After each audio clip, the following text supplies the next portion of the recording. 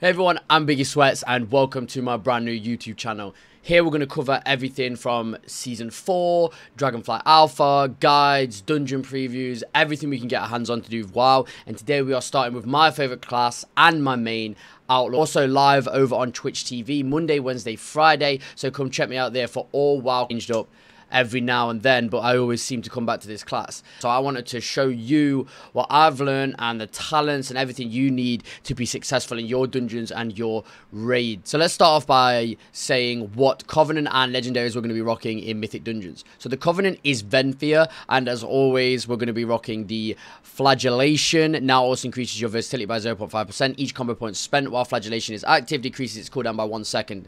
This is pretty much just use on cooldown. It lowers the cooldown, you get increased versatility. It's as simple as that. We will be rocking that for Mythic Dungeons. And then the main rogue outlaw legendary you're going to be rocking is Concealed Blunderbuss. When Sinister Strike hits an additional time, there's a 40% chance that your next pistol shot will fire 3 times. So that's just your ability right here. When it procs, it just goes bang bang bang bang bang bang, and the charges are up at the top. You can see like 6 bullets, a little bullet icon both.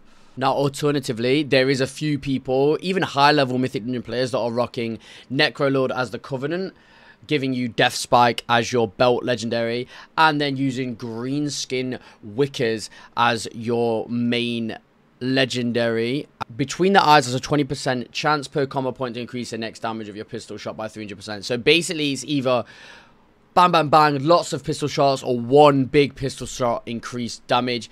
Right now, massive portions of people are playing Venthyr, so that would be the go-to meta per se. But obviously, you can play Necrolord if you like. I think the 9th top rogue on Raider.io is rocking Necrolord, so you're free to choose. But I would also say it's probably easier to rock Venthyr as well.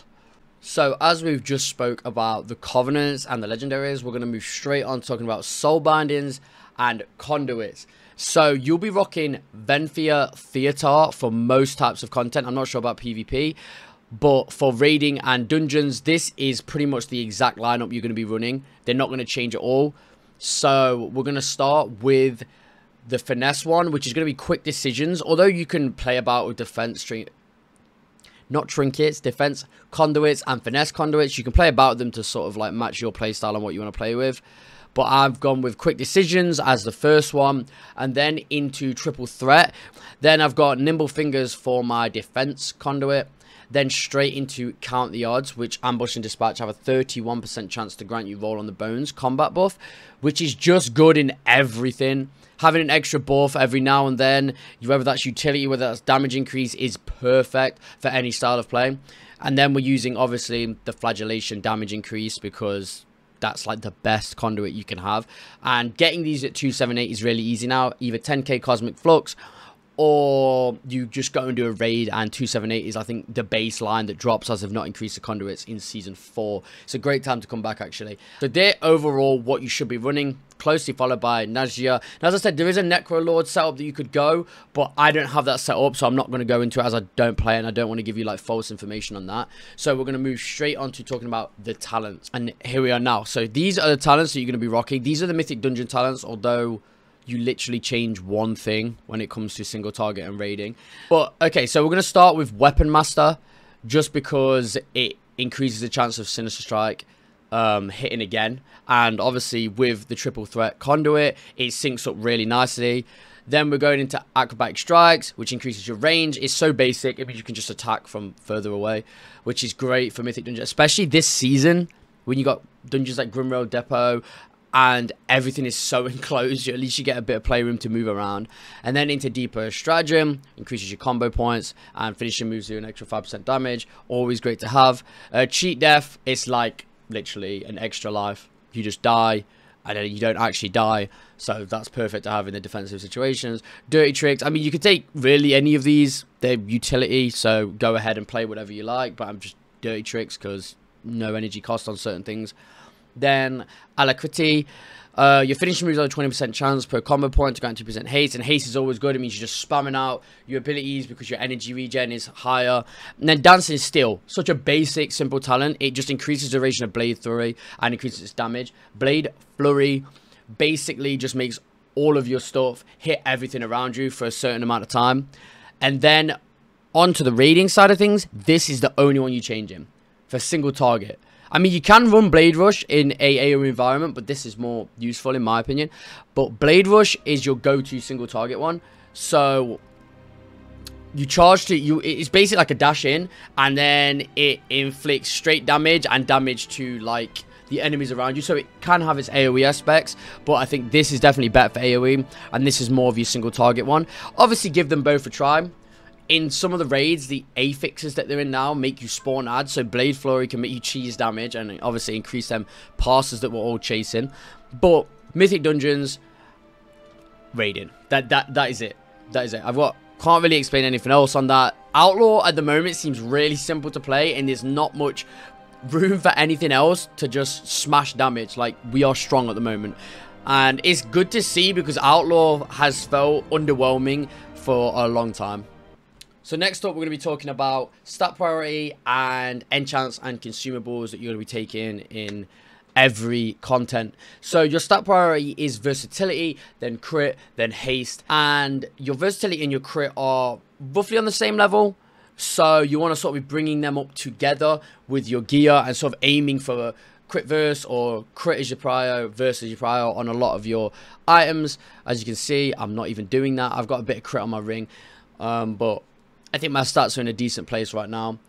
And then for enchants, you want to roll on your cloak, which is up to you. Avoidance, leech, speed, or soul vitality. This is up to you and the situation that you put yourself in. So choose accordingly to that. You get the stamina buff and a little bit of extra on whatever else, a bit of survivability. For your chest piece, you want eternal stats. I don't have it on right now. I got this chest last night.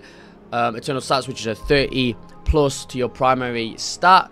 Then you want on your feet, you want agility, which is another bit of primary stat. So it's just little chunks of damage to increase stuff. And then I've got double verse on my rings. You could have crit, I suppose, if your verse is already really high, but crit is probably your second choice. Always tend to go for verse in these situations. And then you've got celestial guidance on your main hand and sinful revelation on your offhand. So this is your go-to setup for your enchants. Sort of stick to this and you will do just fine in all of your situations. So for flasks, you want your spectral flask of power. I'll show it on the screen. For general purpose and sort of every occasion, potion of spectral agility will be your primary one. I always have it down here, always have them stacked up. But you could also use potion of phantom fire, which is great for single target. It's a bit of extra damage.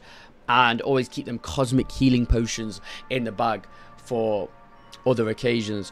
And then your rune, veiled augment runes are always good to have. It's a small increase, but it is worth it, and they're not too much at the moment. And for your weapons, you want your shaded sharpness stone or shaded weight stones to increase, obviously, just your natural melee damage along with that. For food, you've got the feasts. So if you're in a raid or your dungeons or someone puts down a feast, always eat that. That is your best choice. But if not, steak a la mode or sweet silver gill sausages will do perfectly for you to increase your stat. And then for your gems, the final thing of this section is gems, and that is your versatile jewel cluster. Versatility, you just want to keep bringing that up, bringing that up, bringing that up. That is your main go-to stat. Bring that up and your damage will pump. So I think what we'll talk about next and finally is best in slot sort of stuff. What you'll be aiming for this season, raiding and dungeoning. With the new dinar system, you can sort of target items you want. I think it's 30 bosses killed, and then you can trade it in for a puzzling cartel dinar. And in Ouroboros, you can trade that in. So the ones you should be aiming for really are the Edge of Night, of course, for your offhand. The Cruciform Vein Ripper for your main hand. Both Sanctum weapons. And then Cache of Acquired Treasures and Salvage Fusion Amplifier. I was lucky enough to get that on normal last night. These are your four main ones. So even if you can't, or you might get one anyway, I would aim for them starting with Edge of Night or Cruciform Vein Ripper.